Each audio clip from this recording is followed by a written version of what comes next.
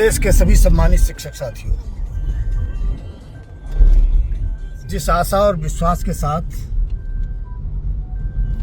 देश के लाखों लाख बेसिक शिक्षकों ने पुनर्विचार याचिका माननीय सर्वोच्च न्यायालय में दाखिल की थी, कल के निर्णय से निश्चित तौर पर आप लोग हताश हुए होंगे, निराश हुए होंगे, परेशान हुए होंगे और आज भी हो रहे होंगे। ऐसा नहीं, निश्चित तौर पर मुझे भी ऐसा निर्णय आने से आश्चर्य हुआ कि हमारी बात को उस तरीके से नहीं सुना गया, जो कानूनी मुद्दे थे उनके आधार पर हमको नहीं सुना गया, मानवीय दृष्टिकोण को नहीं अपनाया गया और देश के 28 लाख बेसिक शिक्षकों के परिवारों को मौत के कगार में ढकेलने का काम किया गया।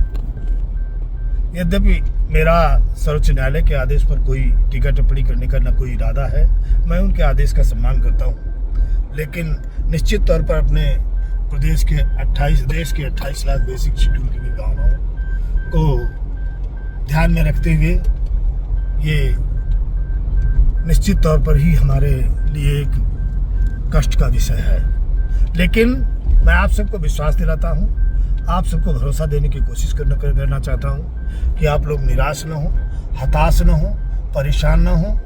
रास्ते अभी बंद नहीं हैं, रास्ते खुले हुए हैं। हम अन्य रास्तों के माध्यम से भी इस लड़ाई को लड़ने का काम करेंगे और देश के लाखों लाख बेसिक शिक्षकों को एकजुट करने का काम करेंगे।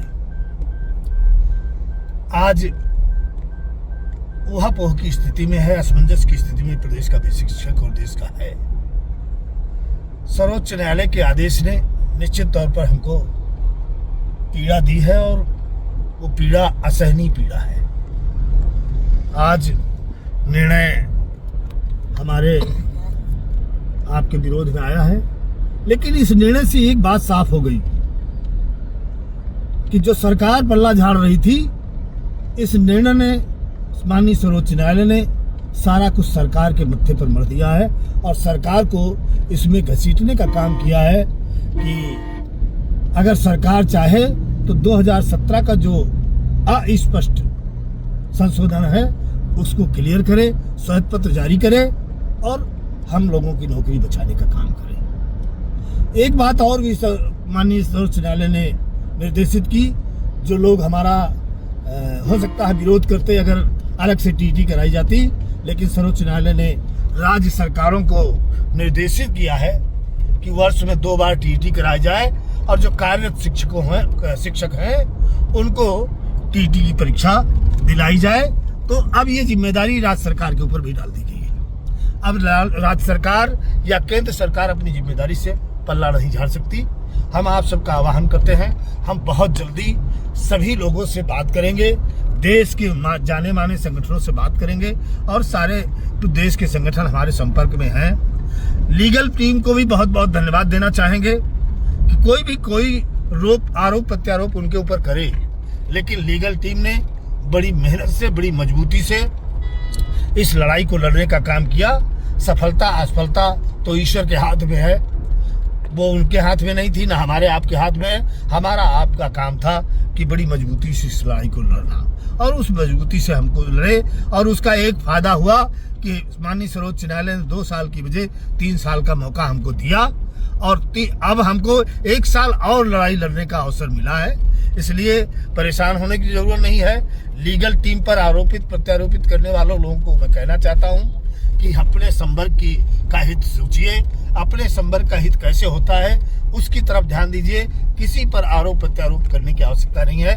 लीगल टीम ने बड़ी मेहनत से लड़ाई लड़ी है, मैं उसको बहुत बहुत धन्यवाद देना चाहता हूं। और अब केवल और केवल एक कार्य करने की जरूरत है कि भारत सरकार के विरुद्ध एक जबरदस्त आंदोलन, एक दबाव बनाने की जरूरत है और वो एक दिन का आंदोलन नहीं होना चाहिए।